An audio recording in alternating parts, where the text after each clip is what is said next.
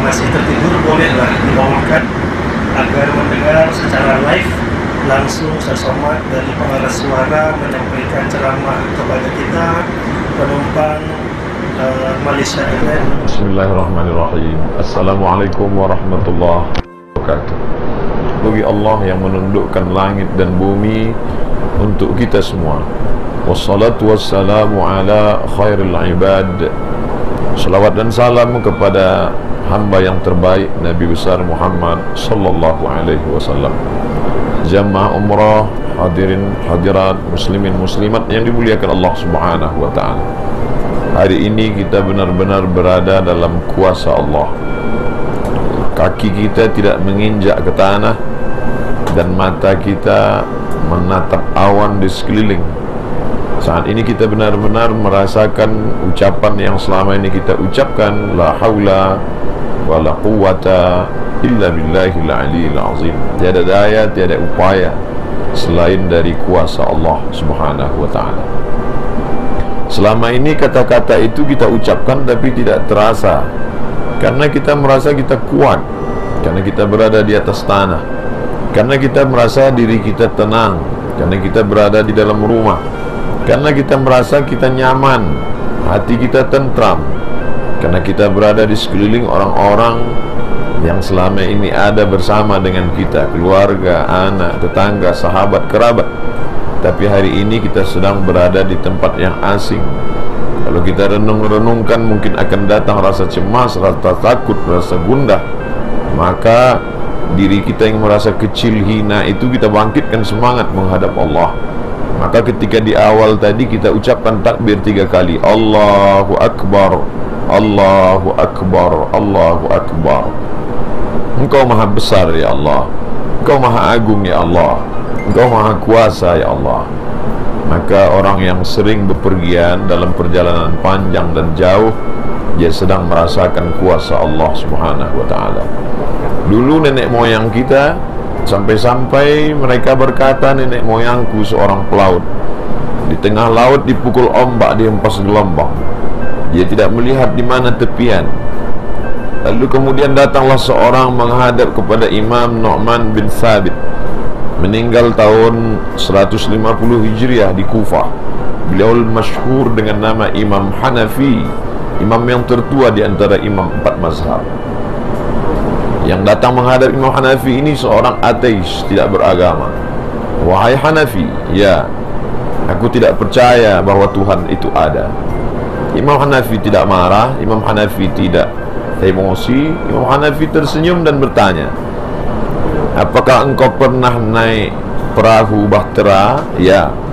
Bagaimana kira-kira kalau perahu kapalmu itu di tengah laut, lalu kemudian menabrak karang, lalu kapalmu itu pecah, dan ketika kapal itu pecah hanya tinggal kepingan-kepingan kayu saja.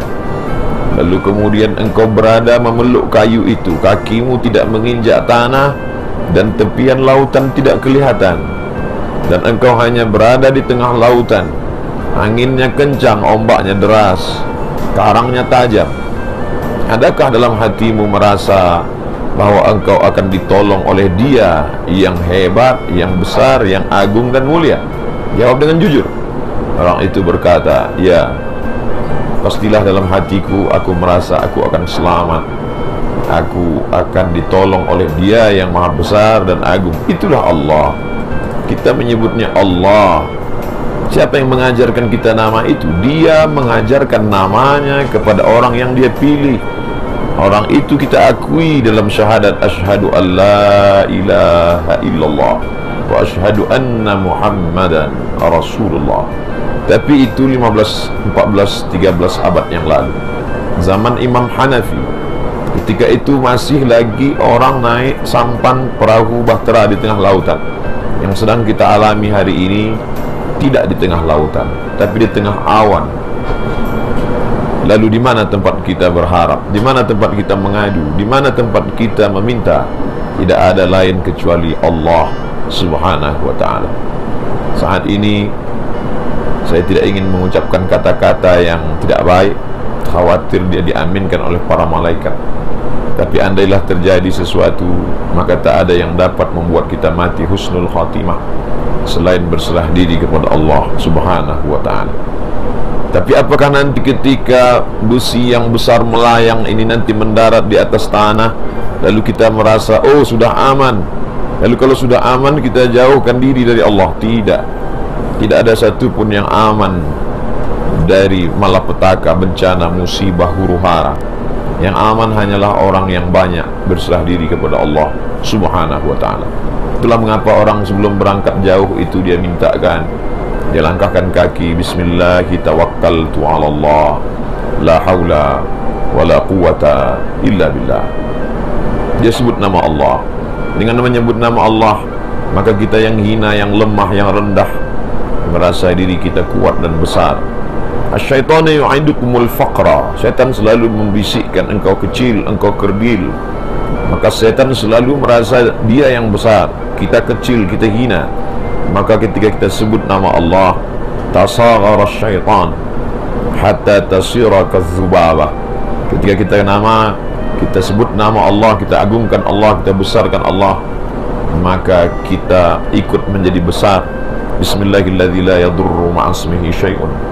Dengan ku sebut nama Allah, tidak ada satu pun yang dapat menimbulkan mudarat yang mengganggu kecuali Allah yang mengizinkannya.